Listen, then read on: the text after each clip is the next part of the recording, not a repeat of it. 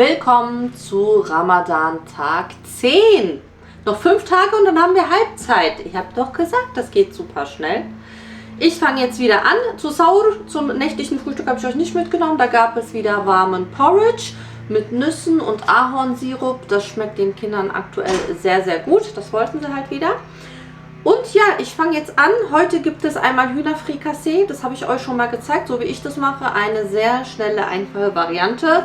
Bisschen Champignons, Zwiebel habe ich hier, gefrorene Möhren und Erbsen und gefrorener weißer Spargel. Den schneide ich noch klein. Dann mache ich im Thermomix die Bechamelsoße. Hähnchenbrust natürlich noch würfeln, alles anbraten. Vermischen geht super schnell, dazu gibt es Reis. Dann mache ich heute mal eine andere Suppe, die ich nicht kenne. Ich habe ja gesagt, ich probiere keine neuen Rezepte im Ramadan, weil ich es ja nicht abschmecken kann. Aber es ist, dieses Rezept gibt es im Thermomix. Und da ja da alles abgewogen ist und so weiter, probiere ich das aus. Und zwar die Cennet Çorbası. Das ist eine türkische Suppe. Übersetzt ist das Paradiessuppe. Ich habe geschaut, die besteht so aus Maismehl. Sieht so ein bisschen wie so eine Joghurtsuppe aus. Also ich dachte mal, ich probiere mal was Neues. Also wie gesagt, das machen wir mit Thermomix. Mal gucken, wie die wird. Salat wird es wieder geben. Einen kleinen Snack wollte ich jetzt machen.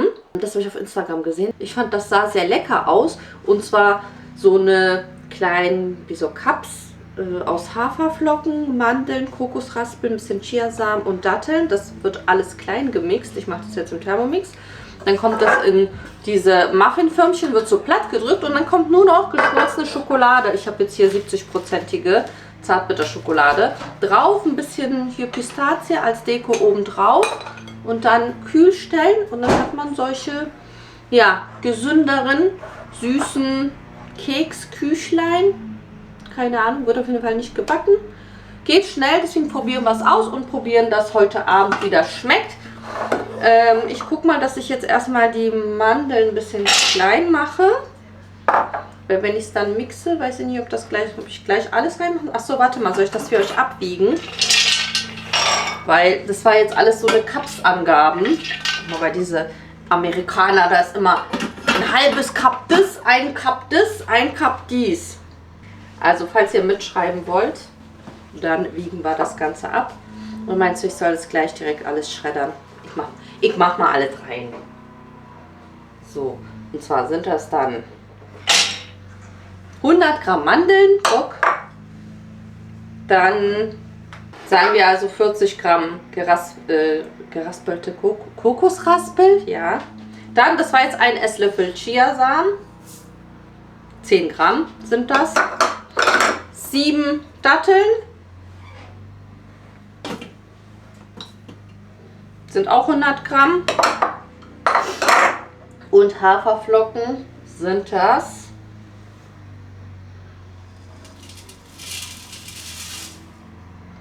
130 Gramm ungefähr. Also mixen und dann die Konsistenz angucken. Das sollte schon so ein bisschen cremig sein. Wenn es zu feucht ist, mehr Haferflocken rein. Wenn es zu trocken ist, mehr Dattel rein. So, ich weiß jetzt zwar nicht auf welche Stufe, aber ich mache jetzt mal einfach. Dann mache ich noch mal mehr Datteln dazu. Das ist ja ein schönes Pulver geworden, aber das soll ja fest sein irgendwie, ne?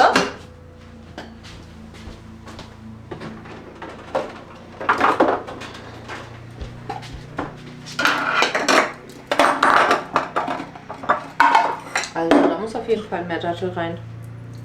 Aber ich muss auch wieder diese mit Erdnuss, ne? Diese diese Snickers-Bar, die ich gemacht habe, ne? Mit Datteln und Erdnussmus und Zartbitterschokolade. Aber es war so lecker, ich habe da wieder Appetit drauf. Aber ich habe das gesehen, das Ganze als Snickers-Kugeln.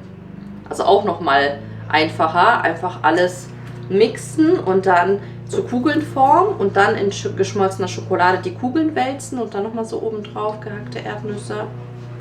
Ich habe nur kein Erdnussmus, das muss ich mir nochmal kaufen. Dann werde ich das auf jeden Fall nochmal machen. Also ich habe jetzt hier 1, 2, 3, 4, 1, 2, 3, 4, 5 Datteln nochmal. Übrigens mäht mein Mann draußen gerade den Rasen. Geht ja jetzt langsam los hier, ne? Nehmt euch auf jeden Fall mit, sobald ihr hier was weitermacht. Der hat ja schon ein paar Samen eingepflanzt. Da sind auch schon überall so kleine schöne Sprossen, oder wie man das nennt, rausgekommen. Ah, jetzt ist es schon besser. Ja. Jetzt ist es schon ein bisschen klebriger. Ja. Werden die so erstmal gebacken und dann? Nein, nein, es wird gar nicht gebacken. Einfach nur jetzt richtig so reindrücken, festdrücken und dann die Schokolade oben drauf und das war's. Hier los. Ist der Topf am Auslaufen oder was? Da ist nass vielleicht. Ich habe so gerade eben trocken gewischt. Guck mal, alles trocken. Noch. Jetzt auf weiter.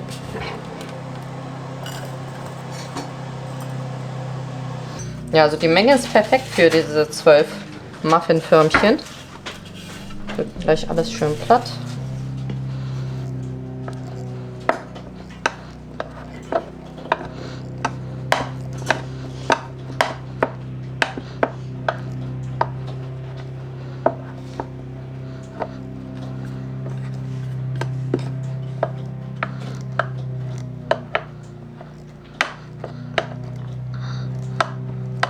Ja, so theoretisch könntet ihr das Ganze auch zu Kugeln rollen und die Kugeln dann in Schokolade wälzen. Also falls ihr jetzt nicht so eine Form haben wollt oder so. Aber das geht auf jeden Fall schneller, als würde ich jetzt alles in Kugeln Die formen. kommt da easy raus. Ja, guck. Kommen so schon raus. Guck. Okay. So, noch ein bisschen fester drücken hier. Jetzt kommt die geschmolzene Schokolade. Ich habe einen halben Teelöffel, also sind jetzt 200 Gramm geschmolzene Schokolade und einen halben Teelöffel Kokosnussöl habe ich noch mit dazu gegeben, damit die nicht ganz so steinhart wird. Stopp. Ja, ich gucke mal, dass die eben nicht ganz an den, bis zu den Rändern Schokolade kommt. Sonst kriege ich die dann vielleicht eben nicht raus. Kann man gleich nochmal verteilen. So, ich hoffe, das reicht. Das ist ein bisschen dick. Reicht schon.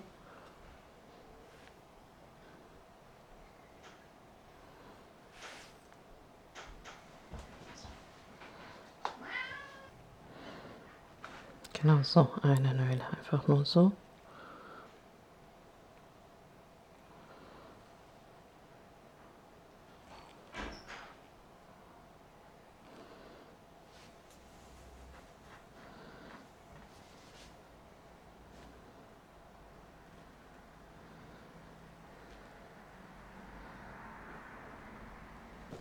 Als Farbklecks ein paar gehackte Pistazien oben drauf. Oh, das sieht doch schön aus. Ich finde sowas immer voll schön. Sowas geht richtig schnell. Das kann man auch so mitbringen, wenn man irgendwo hingeht oder jemanden so als Geschenk. Ich würde mich voll freuen, wenn mir sowas jemand mitbringen würde. So gerade so healthy. Bisschen so, ne? Selbstgemachte, gesunde Snacks.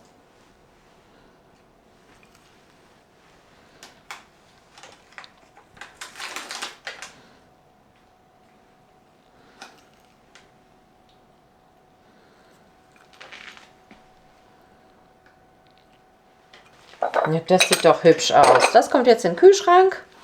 Und den Taste-Test machen wir heute Abend. Ich brate jetzt hier in etwas Ghee die Zwiebeln an.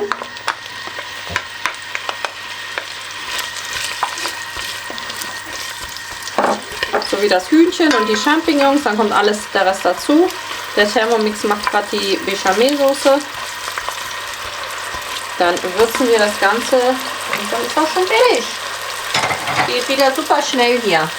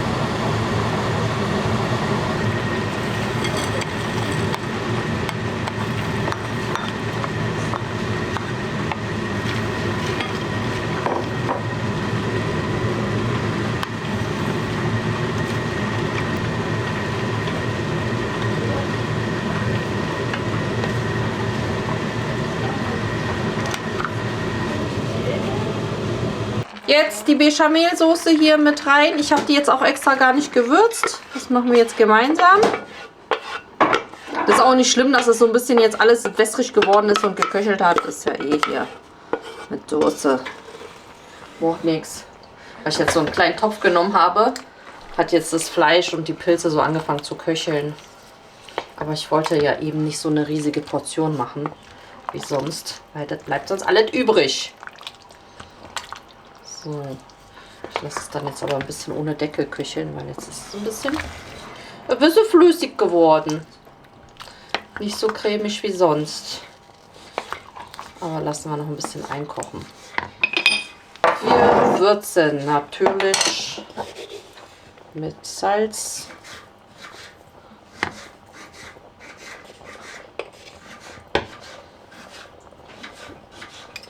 Pfeffer.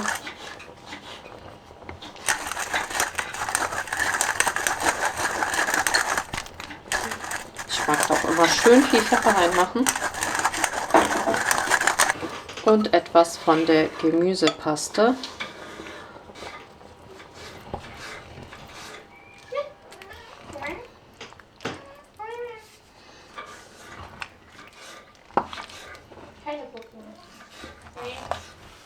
So, ich lasse das jetzt vor sich hin köcheln, mache noch den Reis, die Suppe, die Mädels schnippeln gerade den Salat und dann sind wir fertig.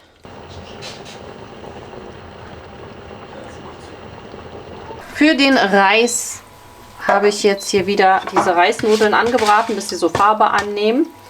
Und ein Tipp, damit euer Reis schön wird: erstens richtig gründlich auswaschen. Einfach richtig gründlich, wirklich lange den Reis auswaschen, bis das Wasser auch gar nicht mehr so milchig ist. Und dann der nächste Tipp eben, ruhig eben für den Reis ein bisschen Öl verwenden. Entweder ein bisschen Butter, ich habe jetzt Olivenöl genommen. Also ihr braucht auch nicht unbedingt diese Reisnudeln damit anzubraten. Das ist halt wirklich so eine optische Sache. Macht den Reis auch noch mal so ein bisschen fluffiger. Aber ja, dann, falls ihr die eben nicht habt, könnt ihr auch ohne machen. Aber dann den Reis auch wirklich 2-3 Minütchen mit anbraten. Und dann erst mit Wasser aufgießen.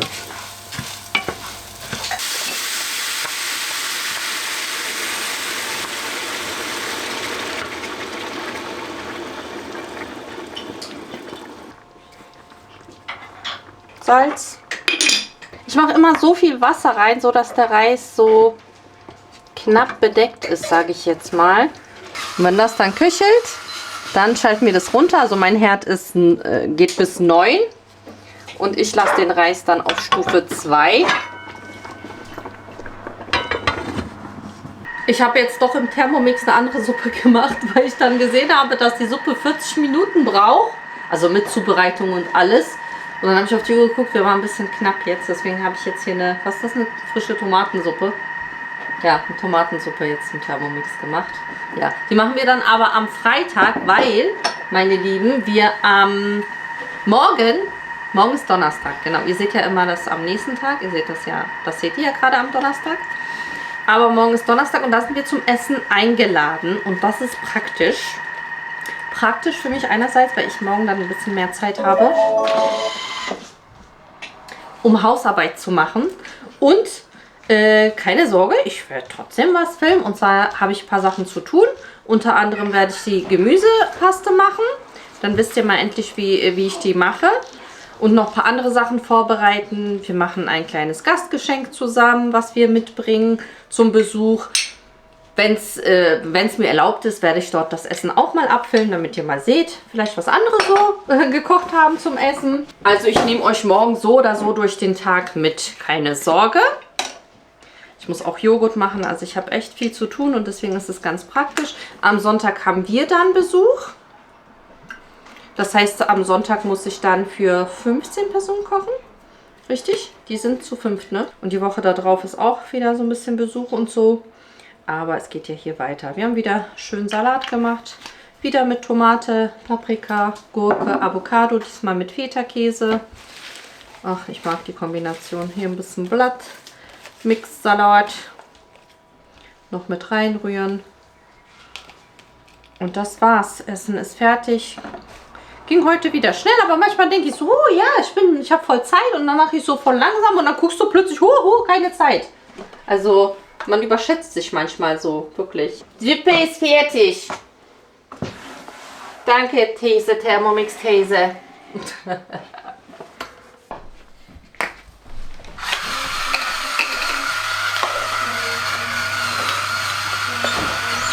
Salz kann man. Bisschen höher.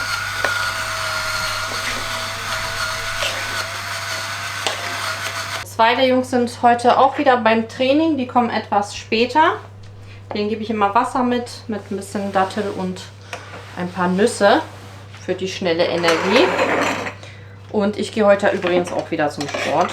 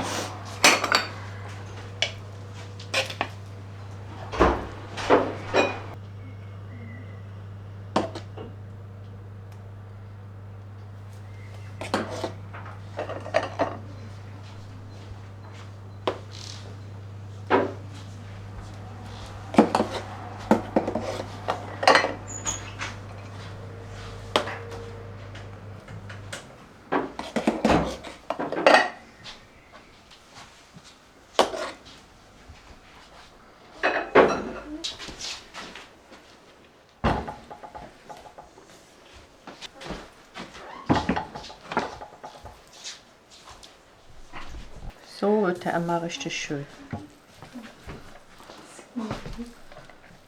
Ja.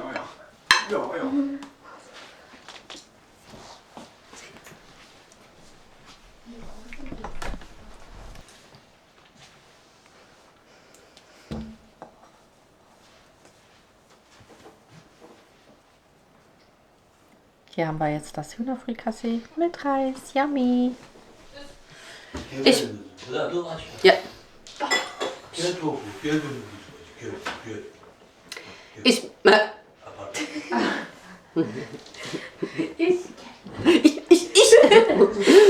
Ich bin wieder zurück vom Sport und Menem hat schon die Oat Cups, nennt man die, glaube ich, schon aus der Form gelöst. Ging super einfach.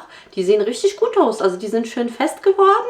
Ich finde die wirklich schön und ich denke, es geht einfach schneller als jetzt diese Kugeln. Deswegen machen wir jetzt noch den Taste-Test. Ich mal ein bisschen kleines. Ich überlege gerade, was denn da so hart ist. Vielleicht hätte ich zarte Haferflocken nehmen sollen. Vielleicht ist es deswegen auch so schwer weich geworden. Macht's mit zarten Haferflocken. Gut, dass ich in die Schokolade ein bisschen Kokosöl reingemacht habe. Aber geschmacklich sehr, sehr lecker. Die Kinder haben übrigens ab heute schon Ferien, Mittwoch. Was ist bei euch in der Schule? MSA-Prüfung. Bei denen in der Schule sind die MSA-Prüfungen. Also, könnt ihr nachmachen. Nehmt zarte Haferflocken. Die Kinder können jetzt zugreifen. Ich beende auch hier jetzt wieder den Vlog. Also meine Lieben, danke fürs Zuschauen. Danke für all die lieben Kommentare und euren Support unter den Videos. Ich freue mich sehr, dass euch die Videos gefallen. Und ich hoffe, wir sehen uns morgen wieder bei Ramadan Tag 11 dann.